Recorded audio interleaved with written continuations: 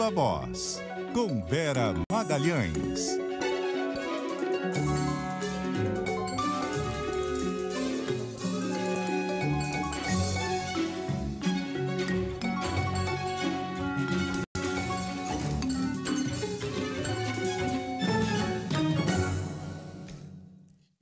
Será que a Vera tá branca de estátua? Não, ela tá paradinha.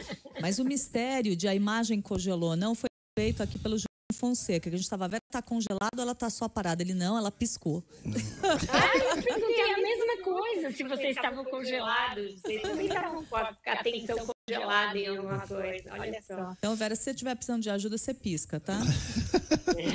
E tem o filme Pisque 2 vezes. Espero não precisar do tipo de ajuda daquele filme. Tomara. Tá tudo bem. Ô, louco. Não, o filme é horroroso. É assim, a história é horrível. Ô, Vera, bom, o tema é o acordo, a definição, né, o fechamento das negociações entre Mercosul e União Europeia, que tem os efeitos políticos, econômicos, etc., e tem um efeito político importante para o próprio Lula, né? Exato. Fecha uma semana em que houve pelo menos 3 boas notícias aí, com as quais o governo decidiu comemorar e que ele está usando para justamente mostrar que a gente vive, que o Brasil vive um momento melhor do que no governo do Bolsonaro, o Sardenberg no discurso oficial. Então, o PIB 0,9 do terceiro trimestre, que deve fazer aí um crescimento de 3 em 2024. Os dados do IBGE, a síntese, né, ali do IBGE, que mostrou a redução da pobreza e da extrema pobreza. Então, pela primeira vez, a extrema pobreza é de menos de 5% da população brasileira e houve quedas aí significativas no número de pessoas que estão em situação de miséria. E agora, o fechamento desse acordo, que tem aí um caráter simbólico, que foi anunciado no governo Bolsonaro, pelo Bolsonaro e Paulo Guedes, em 2019, mas aí ficou todos esses anos a depender de definições de pontos específicos, nunca chegou a ser assinado, e agora finalmente assinado com algumas alterações que o governo Lula negociou desde que assumiu e das quais está se jactando, né? Mostrando ali, procurando mostrar que foram mais vantajosas para o Mercosul, graças à insistência em alguns pontos, como a liberdade para compras governamentais, que vai dar ao governo uma margem de negociação de compras grandes, principalmente do SUS, né, de insumos de saúde, medicamentos, vacinas, etc.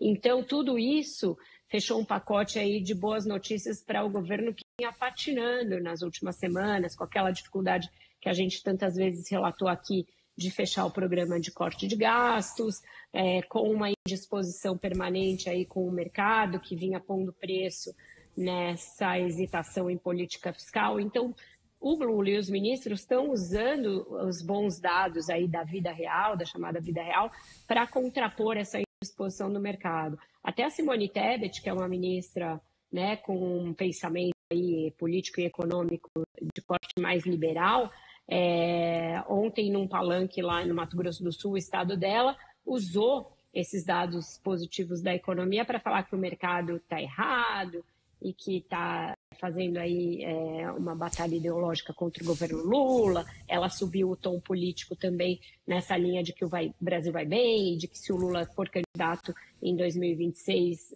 vai ter todo o apoio. Então ela subiu mesmo no palanque e entoou um discurso que tem mais cara de petista do que de MDB. Mas é esse o discurso que está sendo feito internamente no governo, de que as coisas vão bem e o mercado tenta mostrar que elas vão mal, porque tem viés político e ideológico.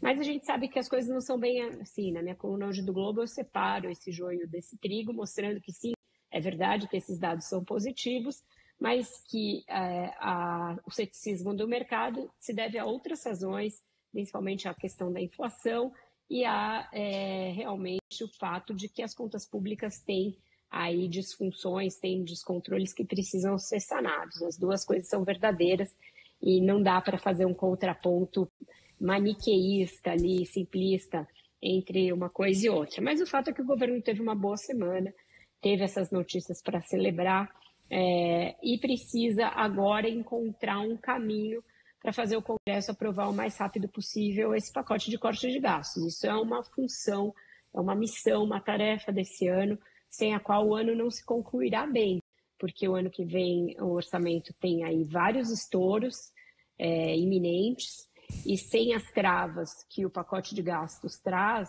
vai ser difícil cumprir a meta fiscal. Então não adianta nada ficar batendo bumbo nessas notícias se o Congresso não aprovar a tempo o pacote de corte de gastos. Aliás, Vera, na linha de que você está comentando, o mercado espera ansiosamente que o Congresso aprove.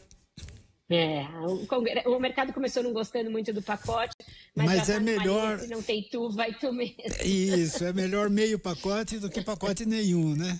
Exato. E o entendimento digamos, mais comum que a gente encontra no chamado notável mercado, como diz a Simone Tebet, é que o pacote dá uma sobrevida ao arcabouço por talvez 1 ano, 2 anos, né?